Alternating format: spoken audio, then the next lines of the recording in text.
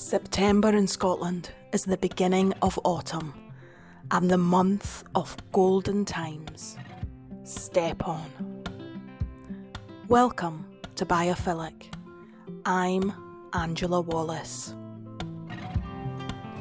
Direct from the back garden. This is episode 8, Autumn Equinox. This week, I'm weeding young loiterers from the asparagus bed, removing competition with a sweep of the hand along fluffy topsoil. Ground elder is trying to colonise the right-hand corner of their bed. Consistency is key. Consistent, rigorous picking and eating will weaken and weed it out eventually. No plant likes competition, but asparagus should be well protected from weeds. It is best practice to dedicate a raised bed or patch of ground solely for them. Their fronds, leggy and green, have flopped and taken over the path once again. Autumn tidies. Admittedly, the honeyberries were a purchase made, planted and then vastly ignored. Rooted in either side of an old gate arch, they have been left to grow out with very little harvest. Today, I thinned the stems, lifted the canopy and removed crossing branches, allowing better shape and greater airflow. Fed, watered and mulched with cuttings, they will sing again. Feeding the dead hedge is a favourite job.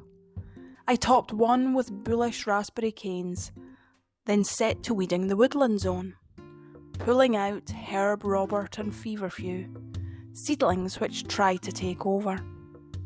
My tiny witch hazel is in leaf, so sweet. Lastly, I gave the young silver birch a gentle haircut to show off its marvellous trunk, and then went inside for a much needed rest. Lay me down. A strip of lawn still lit yellow bright in early evening. Lay me down in work clothes, grounding, removing socks and fanning hair to bask in the warmth of a waning sun. Clear baby blue sky, Ashley rising above, emerald black spotted rose leaves, denim on the line and lanky verbena still flowering. This is a view to sink into. Not for long though, as I roll over to pull out grass seedlings from the free cycle path and then sit to admire bees buzzing at the hollyhock. More trees now are showing a fiery flame at the crown. Garnet, ruby, copper and canary-like diamonds falling into pavements. They lie as shallow, crisp husks, soon to be kicked through by the young and young at heart. Ashley remains green, proud, massive in leaf, intermingling with honeysuckle to the west and Norman fir to the east, protector and landmark, life-giver and host. Ashley must have been planted a long time ago. Maybe 70 years at a guess. He's lovely and has the potential to offer sanctuary to so many other species. The dog violets that grow in his shade can feed brown fritillary butterflies. Stag beetles will capitalise on his longevity and surrounding deadwood. The understory of filberts may be encouraging dormice to take up residence. There are certainly mice in the dead hedge, but shh, don't tell the neighbours. Celebrate the brown.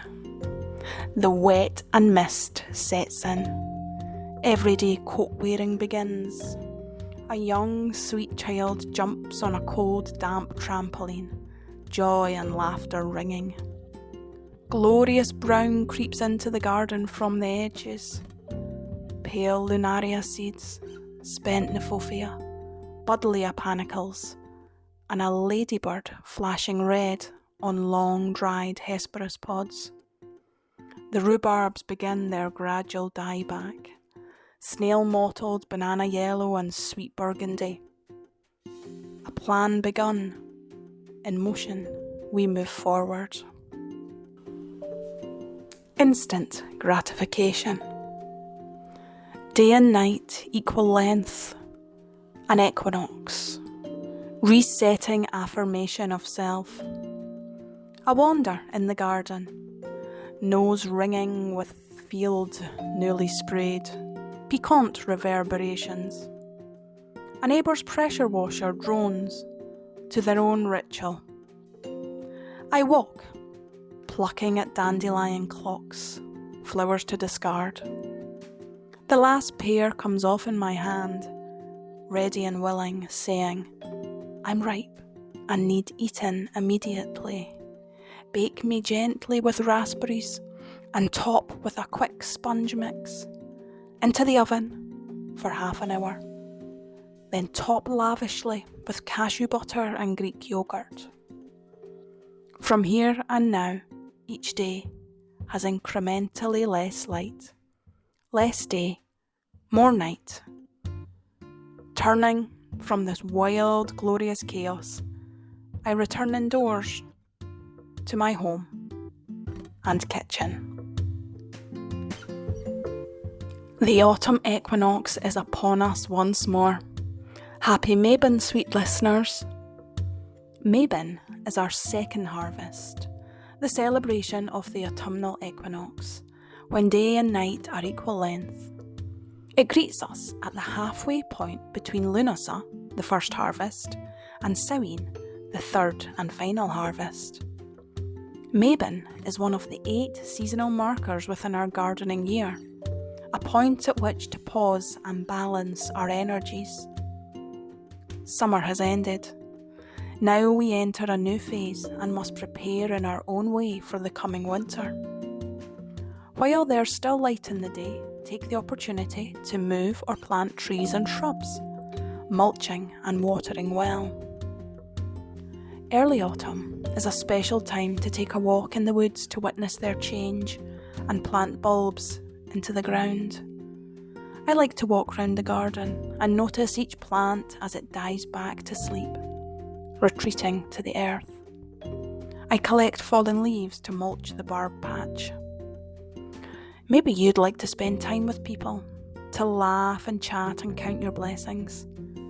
Clearing out your home and garden at this time, passing on to others what you no longer need, is a way of giving thanks and showing your support. However you choose to witness the equinox, may it bring you peace and renewed optimism for your future. In the spirit of hopefulness, the microgreens are slowing down now.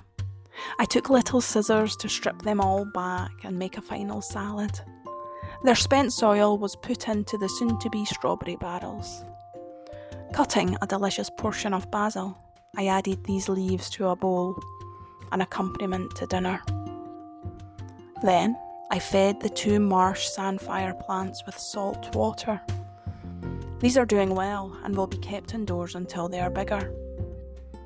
Tidying, wrapping up and finishing off is its own whole vibe. To autumn jobs.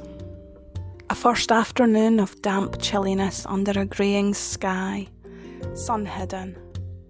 To autumn jobs, I'm prepping a care box for my dad. First, lifting the little rhubarb into a large black tub, the spade delving into rich dark soil, and then backfilling to ensure the crown is well in its new home.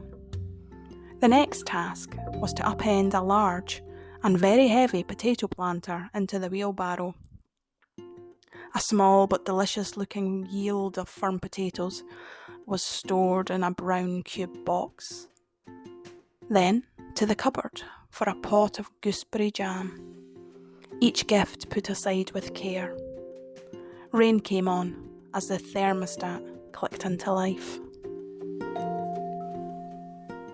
Presents. These preparations for Dad's box highlighted a complete absence of raspberry jam. Shock. 1.2 kilos of frozen berries went into a big pan with a splash or two of water.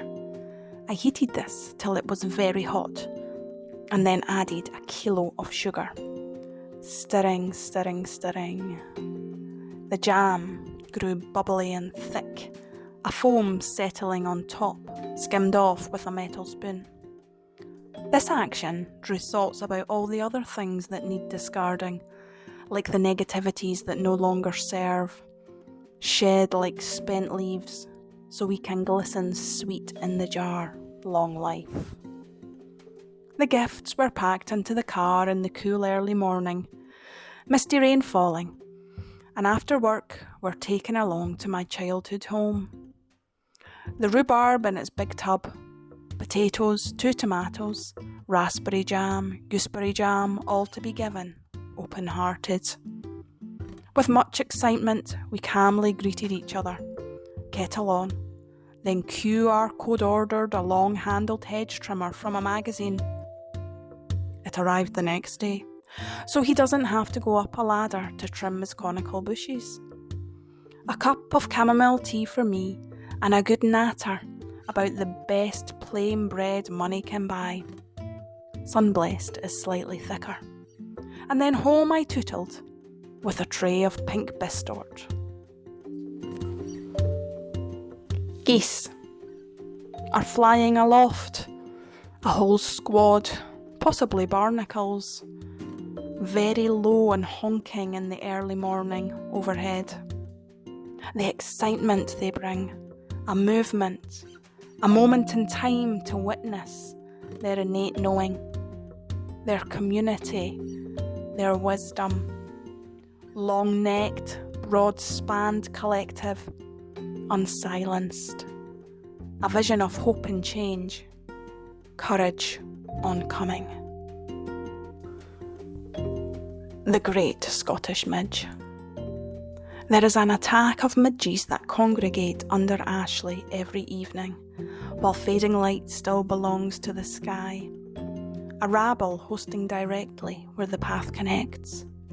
Walking through them is an experience preferably not repeated.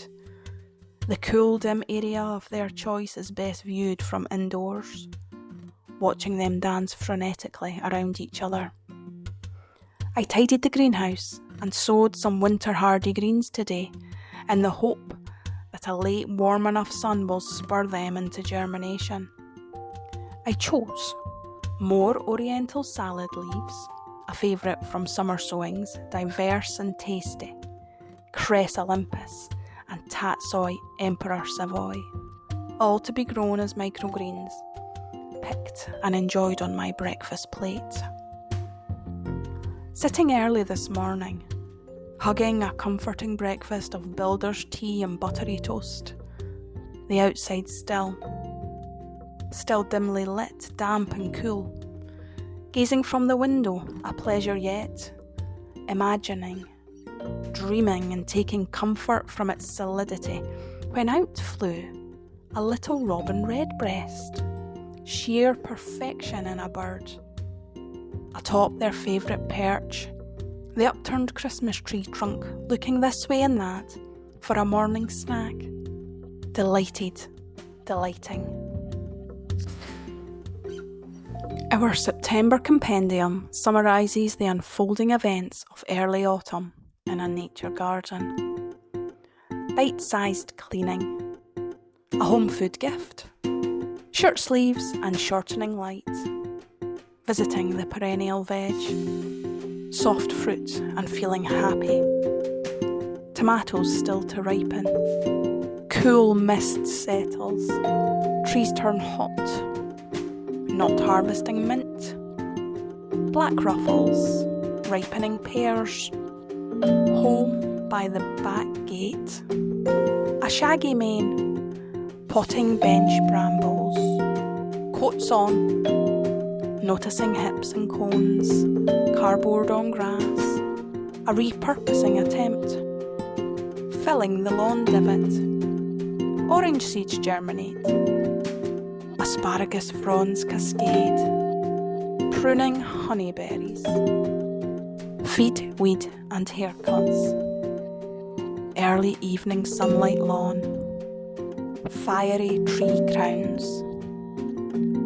Glorious brown enters the scene. Rhubarb dies back.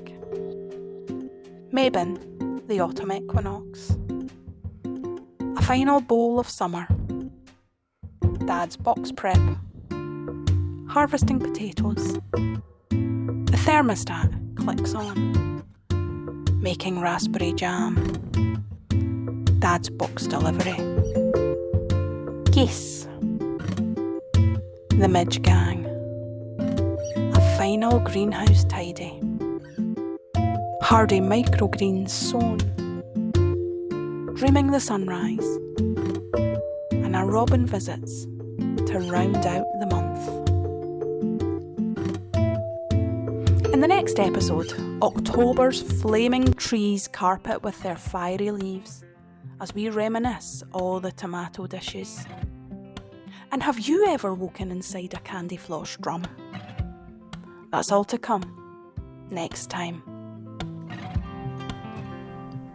This episode was lovingly created by me, Angela Wallace. You've been amazing, and we've been Biophilic. Thanks for listening. Tap follow, and I'll be back soon with a new episode.